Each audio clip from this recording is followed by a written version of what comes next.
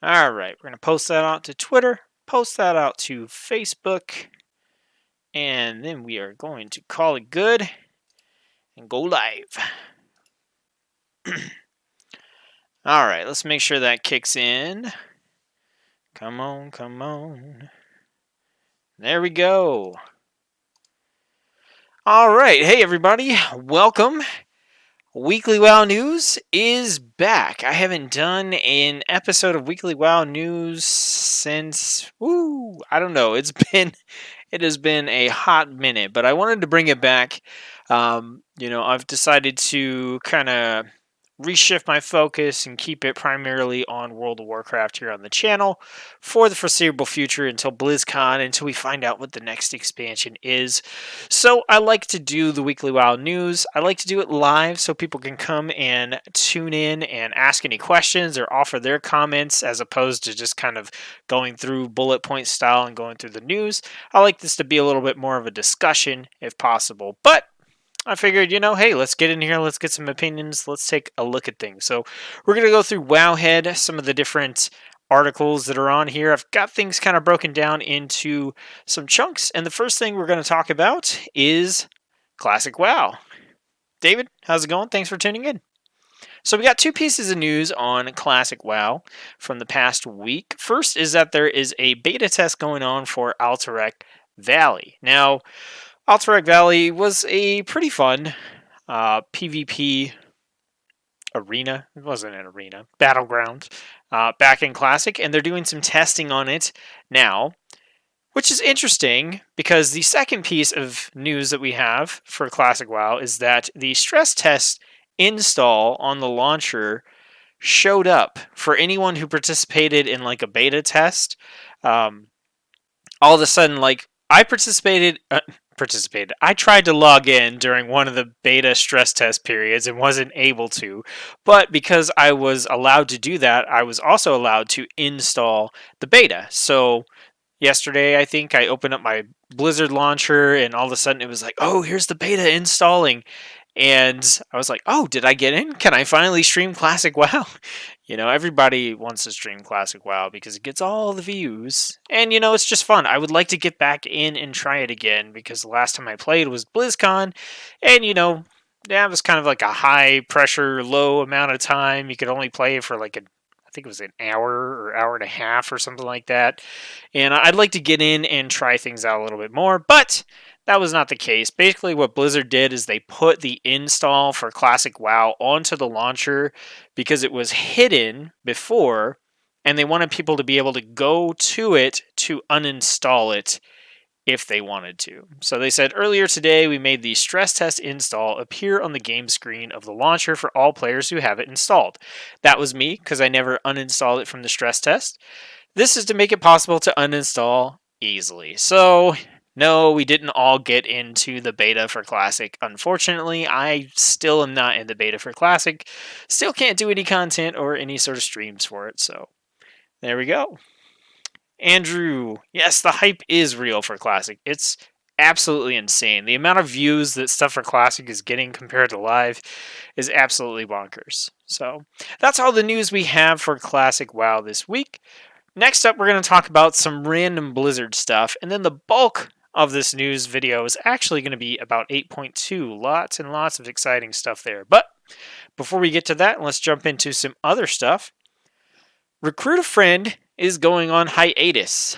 I know a lot of people probably don't care about this, but I've used this several times, gotten a few of the mounts out of it. I think I have the Touring Rocket and the Heart of the Nightwing.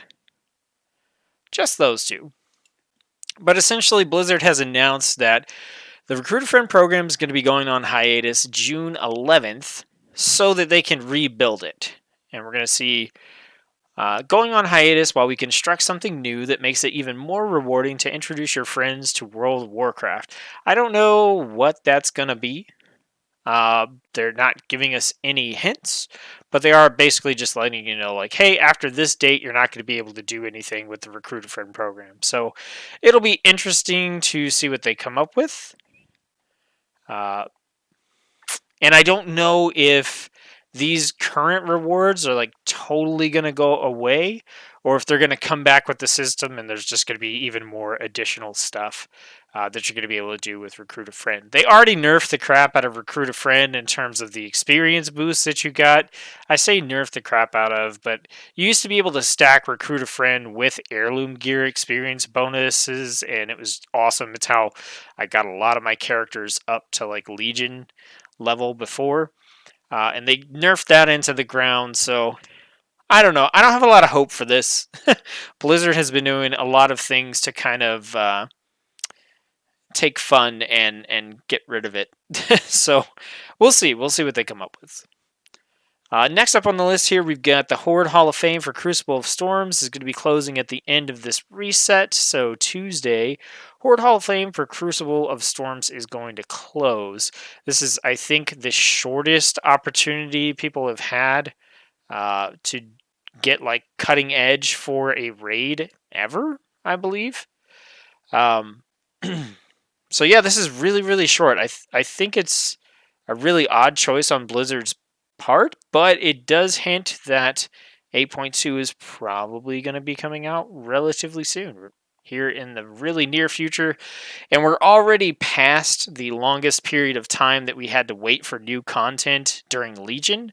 So I think it was 77 days or something like that. Not 77 days. 70, I can't remember. Anyway, uh, we're past that point. Like Legion, they had a very steady, very consistent release schedule.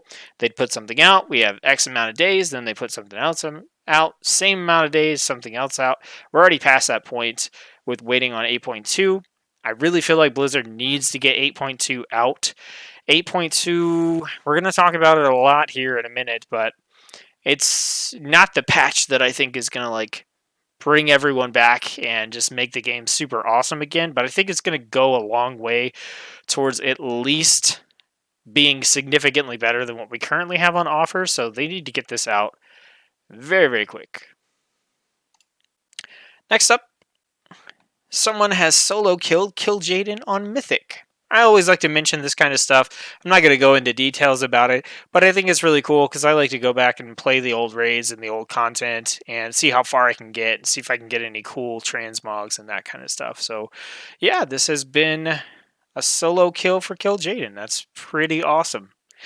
Unfortunately, I think my wife and we went back to start doing some of the Legion raids for transmogs because there's some pretty cool stuff in there, and because they're not within the appropriate level range, you still just get like one drop per boss if you're lucky. Not always. So it won't be until the next expansion that you'll be able to go back to Legion and get like a full raid's worth of drops from doing the bosses. So even though I want to go back and I want to do them, it's really not worth the time investment because normally for each boss, you're going to get 5 or 6 pieces of gear per boss if you're soloing, and you're not going to get that from Legion. You get it from WoD and back. So let's see. Just recently came back to WoW, came across your videos, dig your beginner tanking guides as I get back into all the changes since I last played. Thanks for the content. You are welcome, Theory VP. Thanks for tuning into the stream. Tanking guides are awesome. Thanks. I'm almost done. I'm almost done with all the tanking guides. That's super awesome. Then we're going to move on to something else. All right, next up, Blizzard. So I didn't even know this was a thing. There's a Blizzard gallery on the Gear Store, and it's just the US Gear Store, but you can buy these limited edition prints of artwork, and apparently this month the limited edition print was Yrel from Warlords of Draenor, and she's also showed up in some content in BFA that I won't spoil if you haven't had the opportunity to do that yet. I think it's a relatively cool print.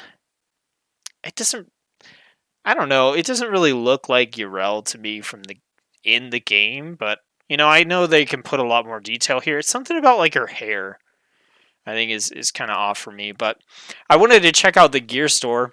This is already sold out, $55 a print. I don't know if I would ever spend $55 on a print from World of Warcraft or anything. I'm just not really a print artwork kind of person. But yeah, not bad. I didn't know this was a thing. If you didn't either, hey, this is the thing. So if you are into artwork and posters and you really love World of Warcraft, keep an eye out because apparently they're doing one of these per week, and there's a limited edition run of 150 prints on each one, and they're like signed by the artist and everything. Next up, okay, so this is really interesting, and I have some opinions about this. Level Squish for future expansions. This is Blizzard survey. So a survey went out, and Blizzard was asking some questions, and the manner in which they were asking them made it sound like the level squish that they had talked about before is a for sure thing. Now, they didn't actually confirm it's a for sure thing, but if we look at the questions here, are you aware that the maximum level of 120 will be reduced in the future? Okay, that doesn't sound like, what do you think? Should we do it? Should we not? It's like, hey, are you aware that we're doing this? And then the next question is the level squish will reduce the total number of levels required to access the most current game content.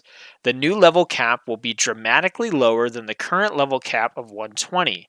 How much would you like or dislike a reduction in character levels?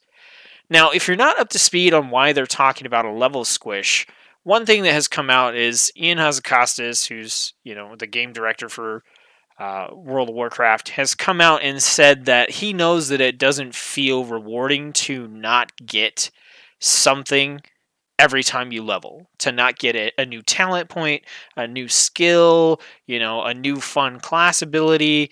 And we have all these spots now. I mean, if you look from level like 100 to 120, you basically get nothing. Like during Legion, you had your artifact weapon, and that kind of kept you going. But there's no new talents. There's no nothing. Even if you look at the regular talent tree, you're only getting something once every 15 levels. And then a lot of classes, by the time they're level 50 or 60, have almost all the abilities they're going to have for the rest of the game. So really, we just have all these levels where nothing happens. And this was one of my biggest complaints about BFA, because you didn't have the artifact weapon system. It felt like every time you got a level, it was pointless. It was like, why am I getting these levels? I even said after I got to max level on BFA, I was like, I don't even know why they put levels in. They could have come up with some other creative way to just make us play the content without making it be tied to an XP leveling system. Like they could have had every quest give you a currency, and then you can trade those currencies in for transmogs or whatever. Item level upgrades on your gear, something. Like they could have done that. Like at this point, levels just feel arbitrary. So Blizzard has been talking about squishing the levels down, mainly for that reason. But I think there's a huge hang up here that they haven't really discussed.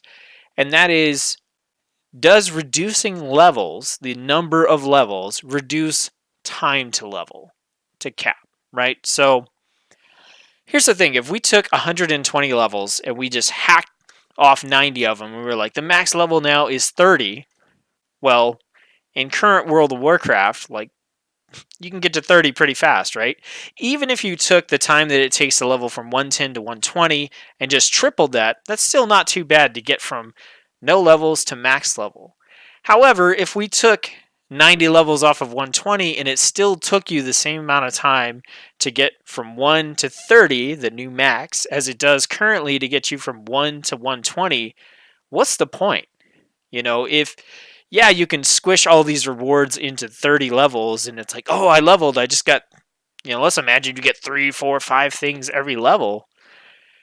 It's still going to take you forever to get to max level, and I think that's part of the problem. It's not just that we don't get rewards every level, it's that the time to level from 1 all the way up to max and catch up with your friends is absolutely ridiculous. And I don't think they're going to go a long way towards reducing that amount of time, because they still need to sell level boost. So it sounds like a good idea to me, kind of not from the perspective of reducing the number of levels. I think if they kept the number of levels the same, they reduced time to level, and they put in more rewards along the way. Even if some people have suggested like new cosmetic spell effects, so maybe your fireball as a mage could be, an ice ball or something instead. Like you could unlock that kind of stuff as you go in addition to your normal abilities. Like that's cool. Like being able to do something like that, I think would be a lot better. Plus, if they do the level squish, they did an item level squish and there were a ton of bugs. I don't know. I think a level squish is a big can of worms. And at this point, I can't trust Blizzard to do it right or do it the way that the player base probably would like it to be done the most. They'll probably do it some way that they think is the best, and we won't like it. I don't know. That's kind of my opinion there. Strength is clarity and explanations. Anyone with half a brain can benefit from your videos. Thanks. Awesome. Sometimes I make them with half a brain, so that's good. Makes sense that they squish the item levels down in BFA. Yeah. If they level squished and it took a ton of time for each level, that would feel like a drag. Yeah, I actually think that would actively feel worse if it took you forever to level. And then, there's kind of like a thing of like, well, what if instead of every level you got stuff? What if at different parts in each level? What if each level was broken up into 5 chunks and like when you hit 20% of your level, you got something? It's like, okay, now we're just getting into micro levels. And I don't know. I think this is not easily addressed. Moving on to something much more fun, though, we've got hints about Volterra allied race possibly coming to the game. I don't know. I'm kind of excited about that. I don't know if I'll actually make one. I'm excited about this because it has absolutely nothing to do with Sethrak, but that's the race that I want in the game the most from BFA right now. And I'm like, maybe if we get Volterra, we'll also get Sethrak. Even though there's absolutely no evidence that Sethrak could be coming. But we do have some evidence that Volterra might be coming. Basically, we've got a couple of things here. So already Volterra have a lot of customization options and in-depth animations. They've had these since the beginning of BFA, and Blizzard basically said, oh, this is just the new way we're doing NPCs now, so we can, have more flexibility with them later on. And everyone was like, sure. Now we're finding out that there is a file in the game that's used for cutscenes where your character is present. So if you've ever been in those cutscenes where it shows your character like alongside someone else in the cutscene, that's what we're talking about here. And there is some stuff in the files here where it evaluates you to see if you are a Volterra allied race. This is currently turned off. It's like commented out here. But this does indicate that this could be turned on at some point. You can see we have Volterra here in this file. It's still turned off as well. But that's a big hint. That's a big hint that allied races might be coming. Also, Beerfest added a Volterra icon for the holidays, and all the other races with Beerfest icons are playable allied races. Now, I don't know if this is some kind of a troll by Blizzard or what, but I mean, we're getting a lot of hints that Volterra are coming. What we're not getting is hints about another race, which kind of brings up the question of, are the Volterra going to be Pandaren style, where they could be on either faction, or is there some other race that we just have no idea is coming? Sethrak. I hope. Who knows? Who knows? We'll see. It's not confirmed that Volterra allied race is coming. In fact, Blizzard, I think, has said that they're not. But, the evidence is to the contrary. So we'll see. Cosmetic, a little fun rewards as it goes along would not be bad. Revert it back to classic style and make ranks for each spell. Yeah, that would be... Oh, man. That would be interesting. All right, let's jump into patch 8.2. So this is kind of the exciting stuff. So we'll kick things off. We got a couple of mount previews, but before we start that, I just want to give my general feelings towards patch 8.2. I kind of mentioned it a little bit earlier. I'm excited for 8.2. Not as excited as I would like to be, but I think that there's going to be a lot more content, a lot more reasons to keep playing, especially in my case since I have all these alts to play. There's going to be a lot of stuff to make content and guides on, so that's exciting from a YouTube perspective. But I think that 8.2 is going to be pretty solid. Not like, hey, BFA is the best expansion ever now because of 8.2, but like, okay, it doesn't suck now. You know, it's decent, and hopefully 8.3 will be at least decent, if not better.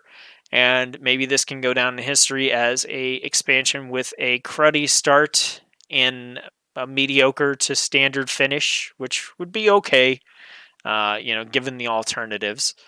But there's a lot of stuff going on in 8.2, and some of it is actually pretty cool. So we're going to talk about some of that here in the news. So first off, we have a couple of mount previews. We have the X995 Mechano Cat. So this is a pretty cool cat. You get to summon it with the Mechano Cat laser pointer. And the cool thing about this one is that you can actually give it a paint skin. So this is kind of the default. Just looks like, I think the default's pretty sweet. It's pretty metal. But you can get paints, and these are the different kind of colors that you can get. So we got big old bronze, Mechagon gold, lemonade steel, overload orange, fell mint green, copper trim, fireball red, and battle torn blue. Where's the purple? Come on, where's the purple? Is there a purple in here? No, there's not. Well, this is pretty neat. It's one mount, but you can customize the color. I think that's going to be really cool for styling it with your character's armor. If you like the cat, you've got a bunch of red armor on, or a bunch of holy paladin armor. It's a neat concept. It's something that they haven't really done before, where you actually just have a base level mount and you can change the color tints. I think it's interesting, and maybe it's a hint towards something they'll do with mounts in the future. Instead of having 8 million recolors of the same mount, maybe you can unlock the paints. I think that would be really interesting. Like, get a base level mount, and then they could just do what they do anyway. Like, a lot of these mounts you get as drops, or you get as achievements. And if you were getting these paint colors and stuff as achievements, I think that's cool because you can use the mount if you want to. And if you don't care about the other paint colors, then you don't have to worry about doing that content just to get it. I don't know if they'll go that route because they like to do that mount collectors thing. And just have 8 million mounts for you to collect. But I think it would be cool. I think just in general, maybe this is a test. This could be a test for a lot of things, and this is what Blizzard does with content is, they test something and then a couple years later they're like, "Hey!" And this I don't know if we'll ever have armor tints or anything like that, but I see this and I don't think, hey, it's a cool colored cat. I think, could they do other mount recolors? Could this be like them testing to see if they can do recolors for armor so you can use armor dyes? What could this possibly be? And it could be none of that stuff. So anyway, we've got the Mechano Cat. We've also got the Zillilag ATV. This is kind of creepy looking.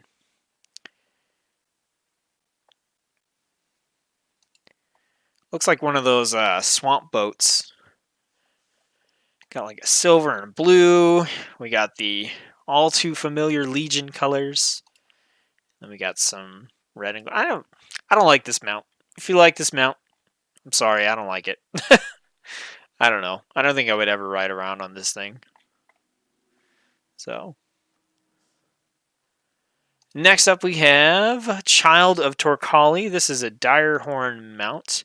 I don't think there's anything particularly special about this. We've had a couple of Direhorn mounts before, but it looks like this one we're going to be getting from a quest. The How to Train Your Direhorn achievement. So you're going to raise your Direhorn from hatchling to mount. So that's pretty cool.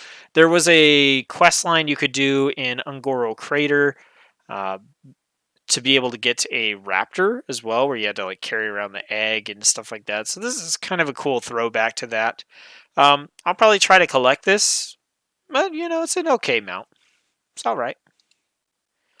Next, we have a mount from NASH, the Ashari Bloat Ray. And this I do think is pretty cool. It's like the mana rays that we had in Legion, or mana rays, I suppose. A little bit more of an underwater vibe with the cool like Nazjatar style saddle on it. It's interesting. You're going to get it from Glory of the Eternal Raider, which is the meta achievement for the Eternal Palace raid. So it does give you something to work towards. And that does mean that you don't have to worry about it randomly dropping. It's not bad. Not bad. All right, and then we have the Ancoin / Unshackled Wave Ray. So this is the same mount, a couple of different colors. I think I like these colors a little better. That's cool with the tiger stripes on this one. I like the, I think I like this kind of purpley blue color the most. So, and then last up, this is not mounts, but we have some new tameable appearances for hunter pets in 8.2. That's always exciting for new hunters. I think some of these crabs look pretty awesome. Got some different spider crabs. You can get the phantom rays now. Snapdragons. These are totally new for Nazjatar, and they belong to the lizard family. Tidal worms. Horadon. So this is a Throne of Thunder. Okay, so we're going to be able to... Oh, this is the big boss. So you're going to be able to tame him now. That is super cool.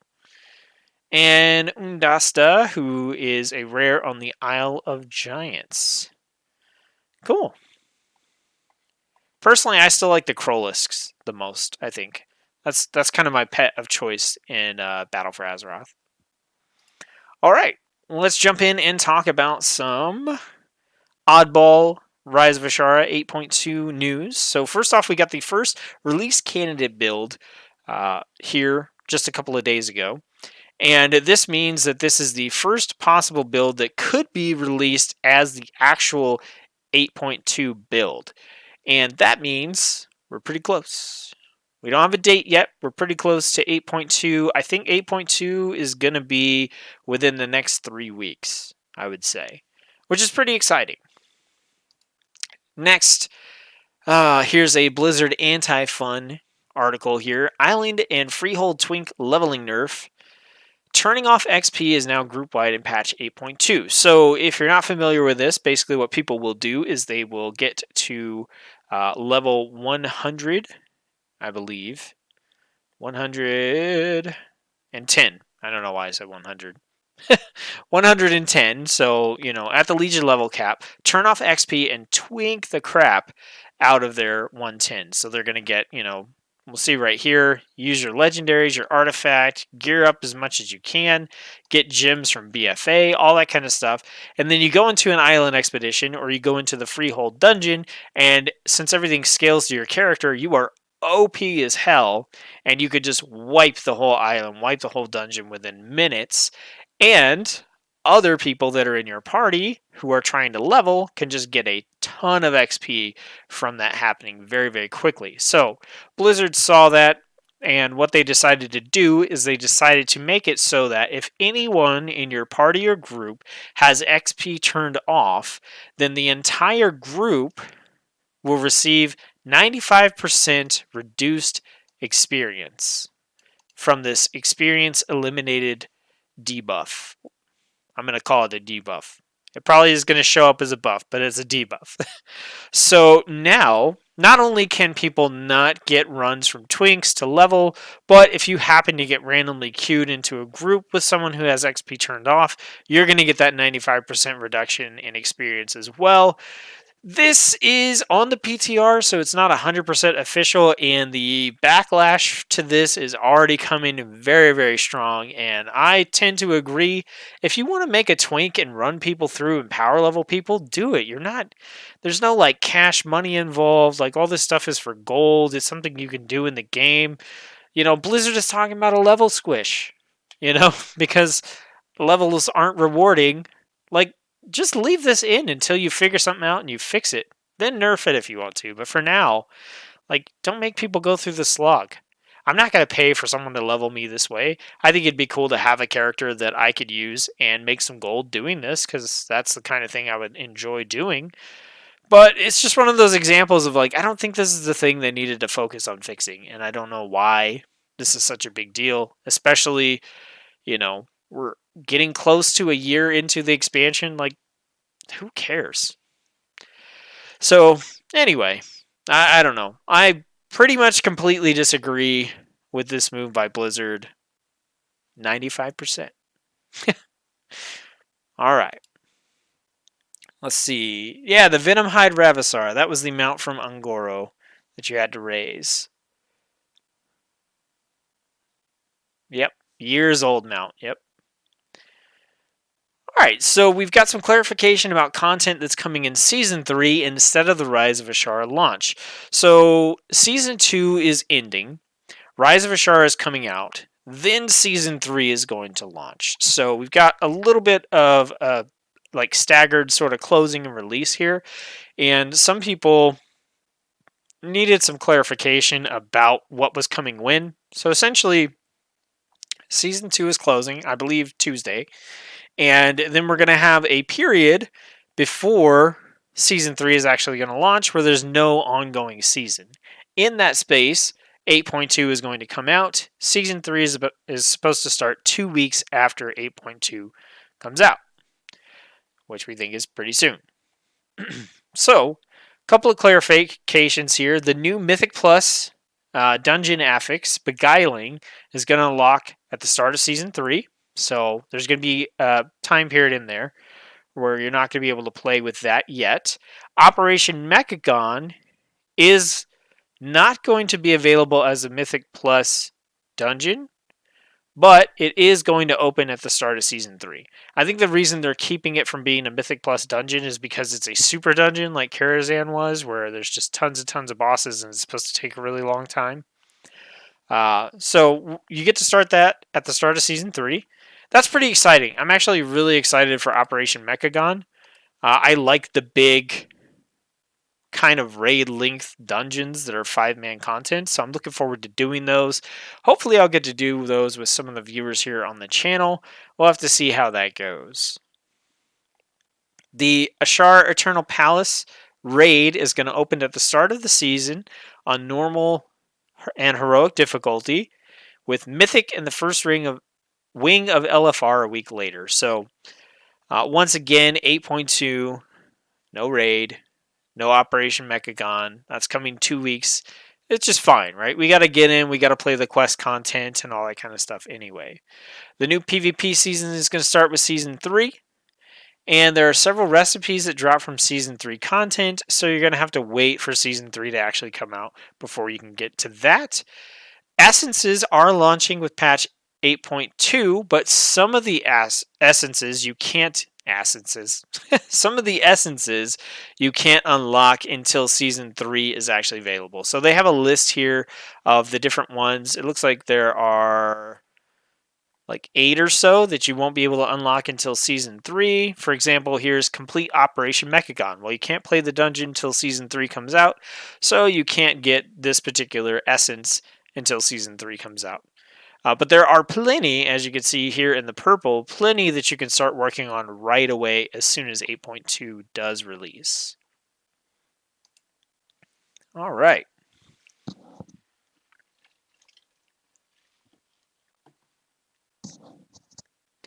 Next, we have Stratholme, a new pet battle dungeon coming in Rise of Ashara. I still haven't played any of them, so I'm not going to comment too much on this, other than Stratholme is a pretty cool dungeon. So I think it's cool that this is going to be the next pet battle one, and I really do need to get into this. I might have to, I don't know, have my wife do something about these pet battle dungeons and show me what's up. She's got, I don't know how many pets. She's got the crazy cat lady title. She's got all kinds of stuff. So, yeah, I'm going to have to rope her into doing a video, or at least showing me what these pet battle dungeons are all about. But, yeah, new pet battle dungeon in 8.2. All right, now we're on to the much more exciting stuff about 8.2, in my personal opinion. We've got 4 more little articles to go through here. So first is Transmog updates and NASH armor sets. So, yeah. This is the one I think everybody's going to like. Players will be able to hide all armor slots for transmogs except pants. That is fantastic, because sometimes you just don't have a piece of gear that looks right with everything else that you want to put on, and that has stopped me from creating transmogs many times. You'll be able to hide the chest armor, which is going to be cool for anything that has tattoos. And I'm sure plenty of people just want to do that anyway, because elves, I guess. Anyway, we're going to be getting the heritage armor in at 8.2 for the gnomes, which I've commented on before, and I think it looks pretty cool. We're also going to be getting the Tauren heritage armor as well. Both these sets are really cool. I think they represent their races quite well. So these are exciting. Definitely fun. I do love that this is a huge giant totem that you're going to carry around with you. That's pretty cool. Now we got Nazjatar armor. So this is going to drop from mobs in Nazjatar, and you can get a different tint through Benthic armor, which we're going to talk about in a minute. I haven't looked at any of these yet, so let's take a look. We have the cloth set. Got some barnacles on the shoulder. It's not bad. I think I like the Benthic coloring a little bit better, just because it's got the mix of the green and the magenta in there. And then, let's see, we've got leather BOE. Lots of pirate hats this expansion. I do think those shoulders are pretty cool. Lots and lots of barnacles all over. Okay, so we're getting like a theme here of like green and red for Benthic and mostly green for non-Benthic gear. Right as I say that, we get on to mail. I like the shoulder pads in this stuff. They're pretty cool, but I'm cracking up about this starfish. Like, oh man. Mail always gets this shaft. And I think this is hilarious, and I actually really like it, but this is like a slap in the face with a starfish to the mail wearers. Oh man. Oh.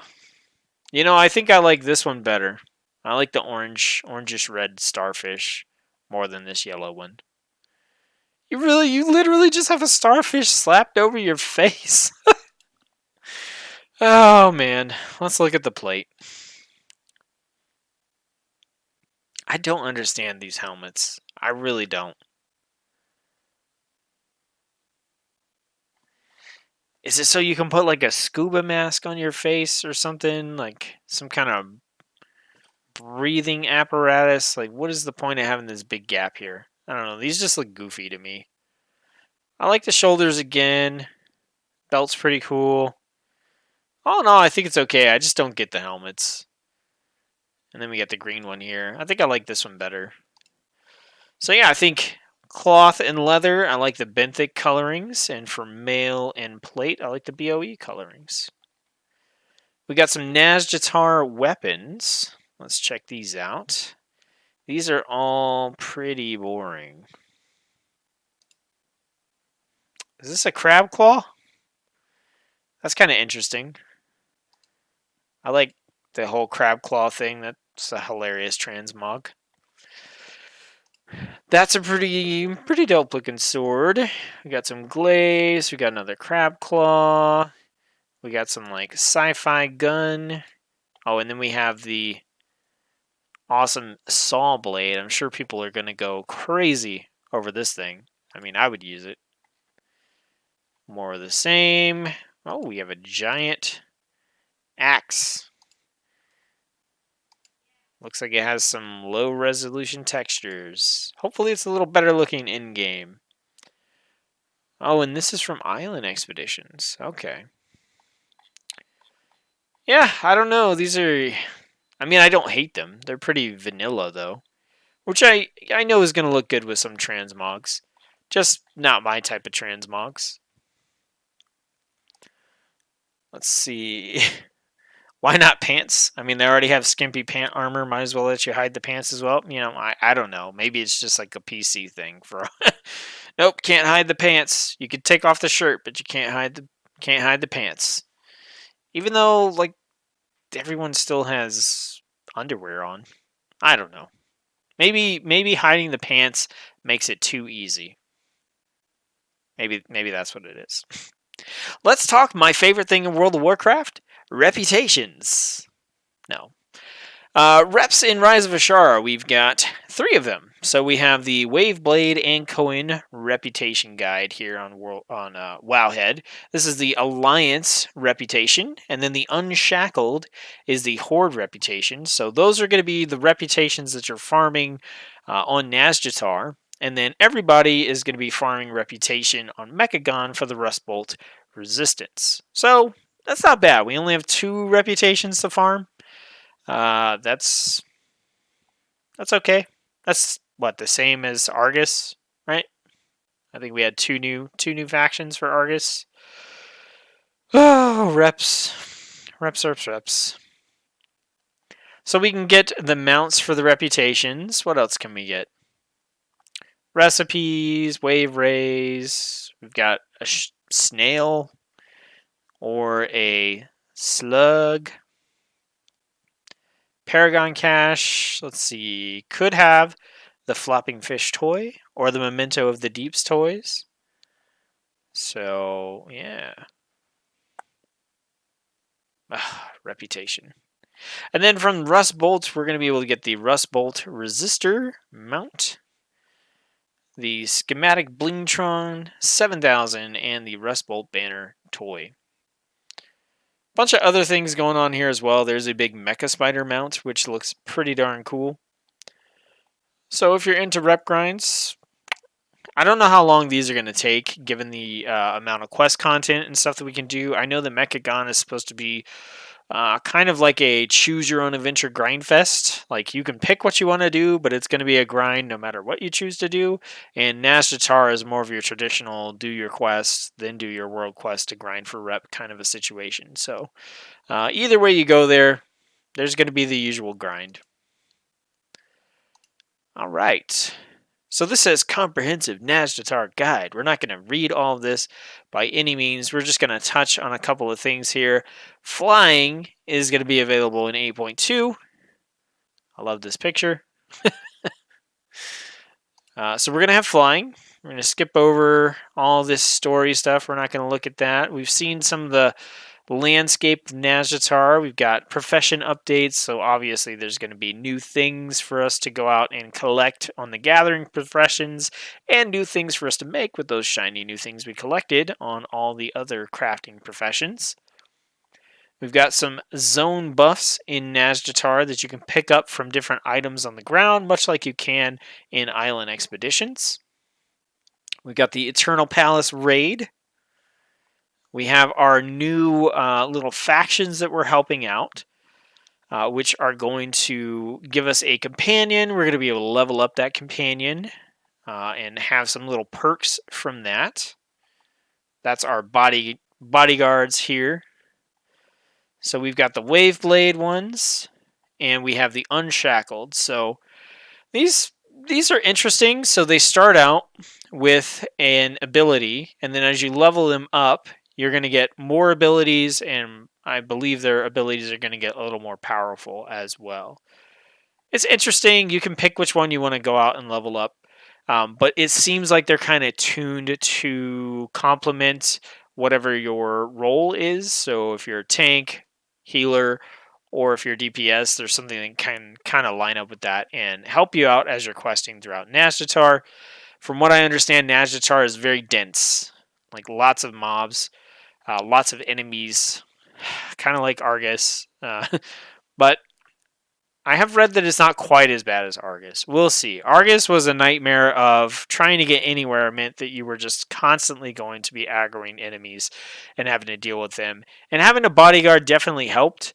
I really hope it's not that bad on Nazjatar, but we will have to see. I could get on the PTR and see, but I'm not spoiling it for myself. New currency and catch-up gear. We're going to talk about this on our final little article here, so I'm going to skip over that. We've got some zone events. So there are now zone events for war mode. So there's going to be a few things that you can do, like capture points and PvP locations are going to pop up all over Nazjatar, so you can participate in that.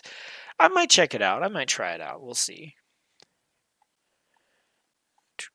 There's a couple of new world bosses, new collectibles. So we've got battle pets. We got this super awesome looking crab. That thing is just, I love the coloring. I really like that like dark blue, light blue combo. Got our Transmog Gear. We got the Royal Snapdragon mount. More rares and elites to kill. More treasure chests that apparently are not any more exciting than any of the other ones in Battle for Azeroth have been, which means I probably won't collect 90% of them. We've got our Azerite Essences. That's the new system that's coming to try and fix the mistake that was Azerite Armor. New achievements. All right. So last thing to talk about is going to be gear. And this is where I'm kind of like, okay, they're making some changes for the good here. So we've got new gear in 8.2. We have Benthic Gear. We have Mechagon Gear. We have Essences, Raid Gear, and gear from the Mechagon Dungeon. So, let's talk about these. I think Benthic Gear is kind of the most interesting, then Mechagon, then Essences. These are kind of like backwards for me, I guess. So Mechagon, we got a loot guide here. We're going to take a look at a couple of things. Some mounts, some pets, some Azerite armor, bunch of gear with special effects. So this is something cool that they're doing. Let's take a look randomly. Salvage Mechacycle Shielding. This is a shield that has an effect. Blocking attacks has a chance to trigger an overload, absorbing the next 53,000 damage you take and dealing 7,000 nature damage to attackers while the absorb persists. Okay, 53,000 damage, that's a pretty good amount. 7,000 damage to attackers, that's also a pretty good amount. This is not a crappy, insignificant ability. It's not a particularly interesting ability, but it is a cool bonus to have just in general. So what they're doing with the Mechagon gear is a lot of the gear has these types of effects. You can see here we got, 3, 6, 9, 12 different pieces of gear that have effects. We're also going to be able to get punch cards as well. And we'll talk about punch cards. I think that is going to be Mechagon. We use the punch cards in Mechagon as well. So all sorts of cool gear with added effects.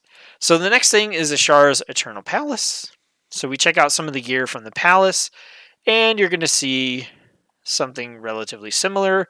We have some stuff with the unique effects. Quite a few pieces here. So if we look at the Cherished Empress Leggings. When you equip it, Storm of the Eternal rises for 10 seconds every 2 minutes, granting 817 haste, split between you and your allies. All Storm of the Eternal effects occur simultaneously. So this is cool. It's going to be like just a buff. 10 seconds every 2 minutes. You just get a huge buff. And the more pieces of a gear that you have with these effects, the more often that's going to happen. And I believe the thing with the raid gear here is that it works in the raid or in Nazjatar only. Don't quote me on that. But yeah, so more special effects on gear as well. That's interesting. It's not groundbreaking though, right? So then we have the essences. I'm not going to get into the essences here, but essentially this, like I said, it's the new system that's replacing Azerite armor. And I'll probably do a different video about that once 8.2 actually comes out. Mechagon. This is where I think it gets kind of interesting with Mechagon and Benthic Gear. So first off, Mechagon has the pocket-sized computation device. This is a trinket that you can get, and it has 3 sockets. And the sockets are for a blue, yellow, and a red punch card. So essentially what this is a trinket that you can customize. Because you saw in Operation Mechagon, there were some punch cards that could drop here, red, yellow, and blue. And what you can do with this trinket is you can put those punch cards into the different sockets, kind of like you would put gems in. And in that manner, you can make a custom trinket. So this is cool. I think this is really interesting. As to whether or not the effects of what actually goes in here are actually cool themselves, we'll see how it goes. But just the concept of a customizable trinket is really, really interesting. So you can see red punch cards add combat procs and on-use effects. So let's see if we can find, here we go, here's a on-use. Channel a cyclotronic blast, dealing damage every however many seconds for however many seconds. So basically this is just a damage over time, probably AoE ability. Not sure there, but it does give you a on use ability. And this is just the red card. You can still slot in a yellow and a green punch card to your trinket as well. Yellow punch cards give secondary stats. Meh, that's cool. I mean, it'll help you to boost the secondary stats that are really important to your class, or if you have those kind of maxed out, you can supplement some of your other stuff. I think that's fine. It's not as interesting as the red cards, but it's fine. And then blue cards provide situational and utility effects. This is what I think is really cool about this is you get a little bit of everything, right? You get a combat thing, you get just a plain stat thing, and then you get situational utility effects. So if we look at neural autonomy, let's see.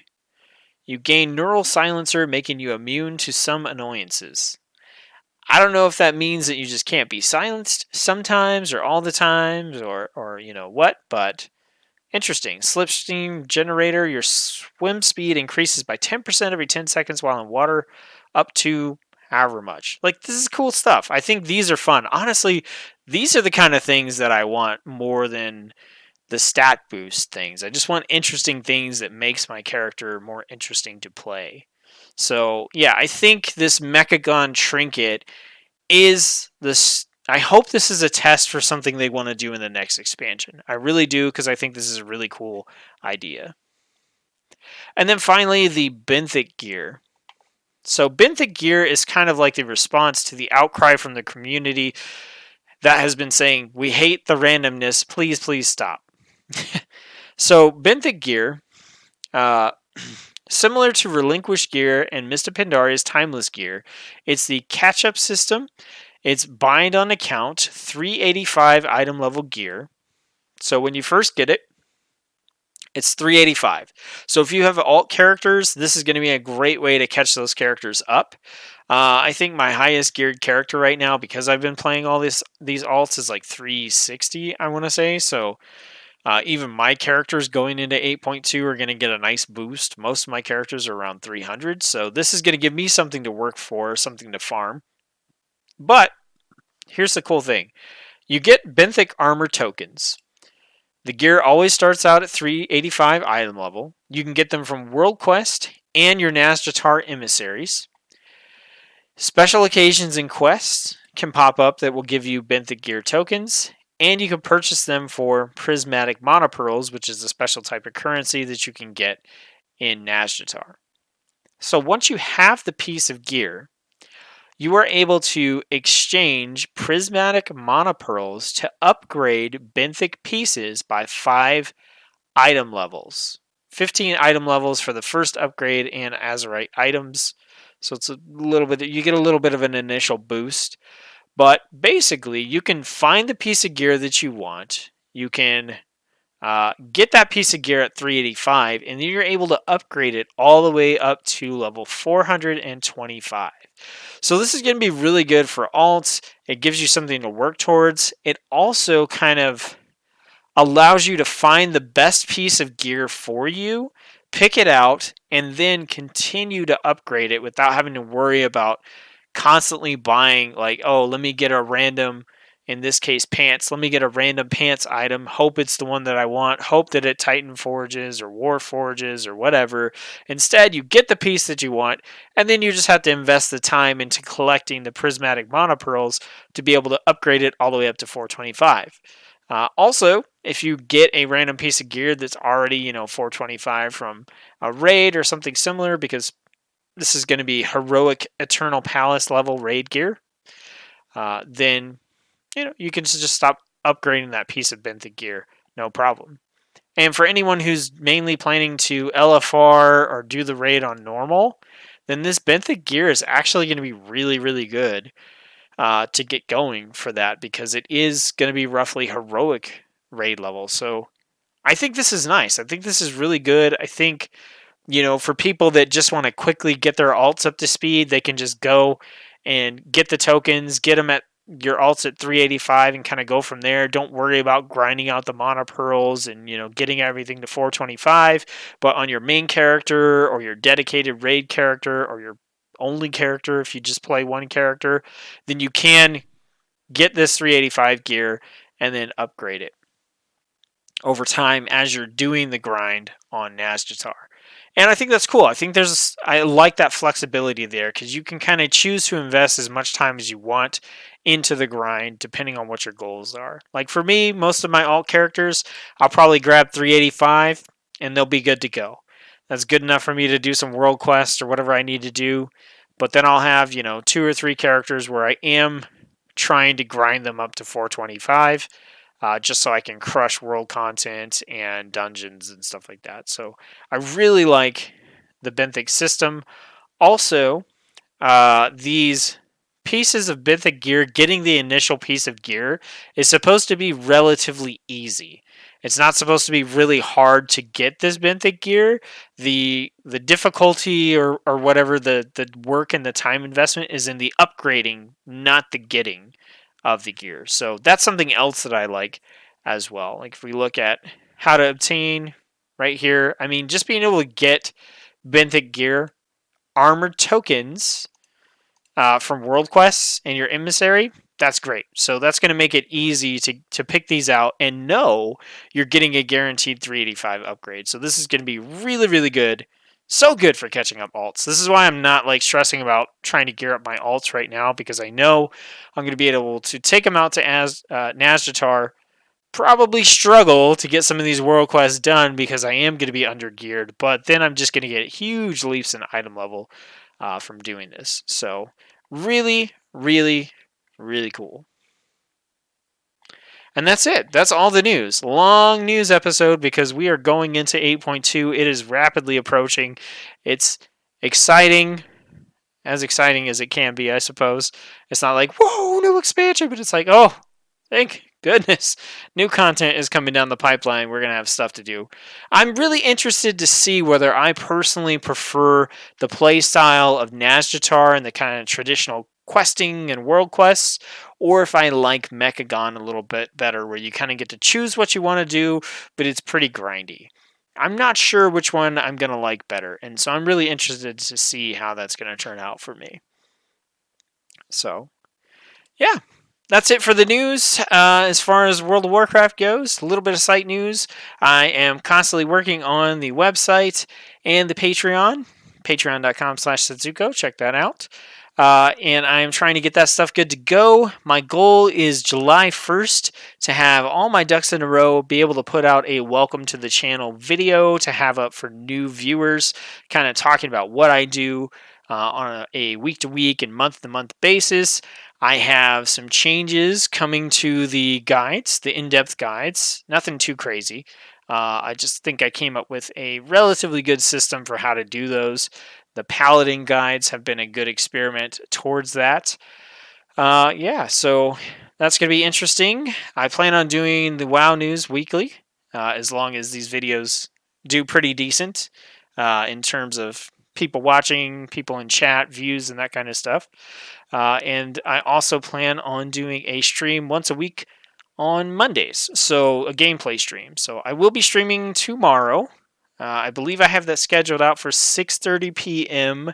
Central Time. It's going to be 6:30 to 8:30. So my plan right now is weekly WoW news and then a 2-hour stream once a week. And we're going to see how all that goes. I'm going to lock something in by July 1st. So yeah, should be fun times. Also, for those of you who are watching, I know I already put out a video about Patreon. This isn't a Patreon push, but I did get a few Patreon people who came along. So I want to say big shout out to them. I will give you some individual by name shout outs on some of the videos that people will actually watch a lot, more than the news videos. So you'll get those. But I'm actually going to get my first ad revenue check from Google within the next month or so, I think. That combined with the support that I've gotten on Patreon so far means I actually have enough to upgrade a piece of equipment. And I'm thinking that I'm going to be upgrading my microphone. So we'll see. You might see me with a new microphone maybe by July 1st. That's really exciting, really awesome. That's so cool to have that support from you guys. I really appreciate that. And I'm putting it all back into trying to make the channel better. So, woo!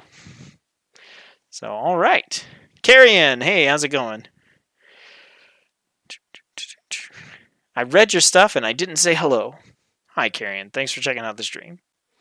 Thank you for all the vids and especially the Druid and DK guides. We'll keep checking back. Take care and have fun, man. You have fun as well.